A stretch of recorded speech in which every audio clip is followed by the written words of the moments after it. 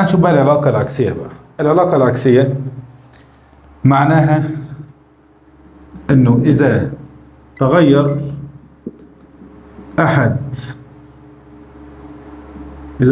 احد العنصرين بنسبة ما فإن العنصر الآخر يتغير، فإن العنصر الآخر سيتغير بمقلوب النسبة. إزاي؟ يعني إذا زاد العنصر الأول للضعف مثلا، فإن العنصر الثاني يقل للنصف. دي العلاقة العكسية، يقل بمقلوب النسبة، مش للضعف ده يعني 2 مقلوبه كام؟ 1 على 2 هي نص، يبقى يقل للنصف. طيب مثال كمان، لو قلت إذا زاد العنصر الأول ل3 أمثاله مقلوب 3 1 على 3 فإن الآخر يقل للتلت، يقل إلى 1 على 3 وهكذا. ماشي حضرات؟ الأولاني زاد ل4 أمثال والتاني يقل ل1 على 4 يعني يقل لربع. طيب شكلها الجبري نحن نقول مثلا y بتساوي a على x. a ده رقم، يعني مثلا ممكن أقول y بتساوي 5 على x أو y بتساوي 10 على x وهكذا. ده الشكل الجبري بتاعها. العلاقة بين y و x علاقة عكسية عند ثبوت ال a. تمام؟ العلاقة بين y و x علاقة عكسية لأن ال5 ثابتة.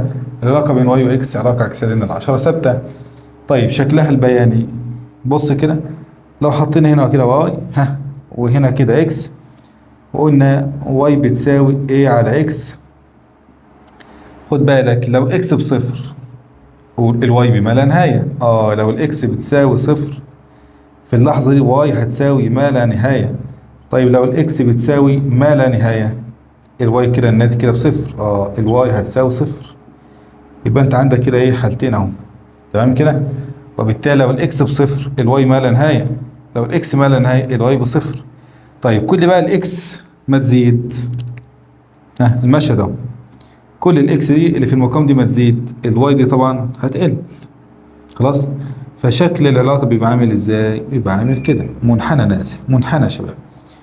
دي كده العلاقة العكسية. أما خط مستقيم نازل دي العلاقة الايه؟ التناقصية. يبقى دي الفرق بين العكسية والتناقصية، ودي العلاقة بيبقى فيه سالب. أما القانون بتاع العكسية بيبقى فيه مقام تحت كده. تمام؟ طيب تعالوا نشوف مثال كده يا شباب.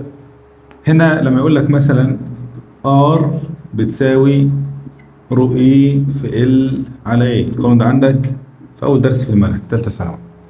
R بتساوي رو اي في ال على ايه. طيب لو انا حطيت هنا كده الار وهنا كده تحت الاي، خد بالك الرو اي والال ثابتين كده، الاي ديت لو زادت الار مالها لازم تقل. علاقه عكسيه، علاقه ايه عكسيه، يبقى منحنى نازل كده. يبقى كده نقول يا شباب ان ار تتناسب عكسيه مع ايه، بتتكتب كده 1 على ايه، طردي مع واحده يعني عكس مع ايه. الكلام ده امتى؟ لازم تقوله عند ثبوت باقي العوامل، عند ثبوت الرو اي وعند ثبوت مين، ال اللي هم موجودين في البسط دول. تمام كده؟ طيب تعال هنا مثال كمان. لو قلنا برضو عندك المنهج اي بس في الدرس الاول اي بتساوي برضو في على ار، حطينا هنا كده الاي وحطينا هنا كده الار. يلا قول لي لو الار زادت الاي هيقل، صح كده؟ علاقه ايه برضو؟ علاقه عكسيه. بص عند ثبوت مين؟ عند ثبوت الفي. يبقى نقدر نقول ان الاي يتناسب عكسيا مع الار، كتب كده 1 على الار. بس الكلام ده لازم تكمل عند ثبوت مين؟ الكمية الثالثة اللي هي الفي الموجودة في البسط. تمام؟ طيب دي كده أمثلة حقيقية من المنهج بتاعك. طيب تعالى كده يا شباب نحسب الميل.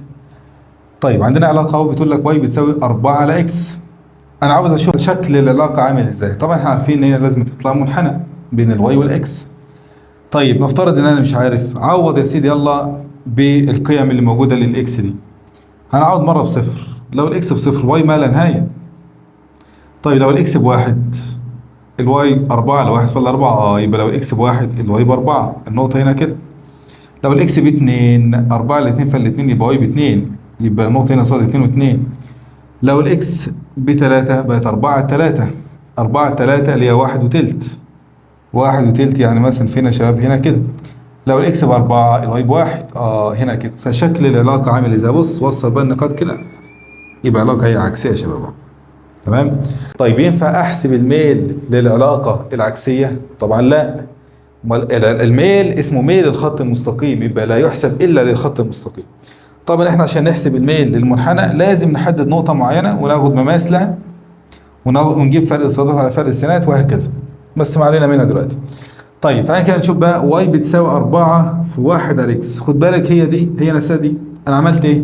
هنا كانت 4 على اكس فصلت بس 1 على اكس مضروبة في الأربعة اهي. 4 في 1 على اكس كأنها 4 على اكس هي.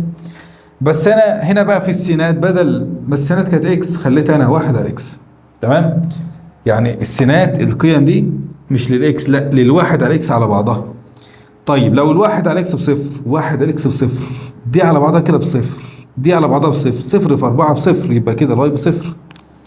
يبقى أول نقطة معانا فين؟ هي دي يا شباب. طيب لو الواحد على اكس بواحد دي على بعضها بواحد واحد في 4 ب4 يبقى الواي ب4 هنا كده. واحد على اكس ب2 2 في 4 ب8. واحد على اكس ب3 3 في 4 ب12. واحد على اكس ب4 4 في 4 ب16. واحد على اكس ب4 يبقى احنا واقفين عند ال16. والميل طبعا هيبقى ايه؟ خط مستقيم كده يا شباب. والجزء الاول ده ممكن يبقى ايه؟ مقطع كده يعني. تمام؟ ما علينا منه لانه بيبقى جزء واحد لان واحد على اكس لا يساوي صفر. المهم نطلع كده كمان نوصل للنقطة ايه الأخيرة دي. ده كده الخط المستقيم اهو. يبقى تقدر تحسب الميل ليه بقى؟ نقدر نحسب الميل فرق الصادات على فرق الايه؟ السينات. فهنقول كده بسم الله سلوب بيساوي دلتا واي على دلتا اكس. يلا نحدد نقطتين على الخط نجيب فرق صاداتهم على فرق سيناتهم. هاخد انا مثلا النقطة دي قصاد 8 نقطة دي قصاد 4 مع النقطتين دول كده. النقطتين دول كده صاداتهم 8 و4 سيناتهم 2 و1 يبقى فرق الصادات 8 ناقص 4 سيناتهم 2 ناقص 1. تحت 2 ناقص 1 بواحد فوق 8 ناقص 4 ب4. 4 على 1 فالكام؟ فال4. هل الميل لازم يطلع ب4؟ لازم. السينات مين؟ 1 على اكس. مين مضروب في 1 على اكس؟ ال4. ما هو الواحد على اكس دي السينات والميل هو المضروب في السينات يبقى ال4 هي نفسها الميل يا شباب. تمام كده؟ طيب تعالى اخر جزئيه في العلاقه العكسيه المقارنه بين علاقتين.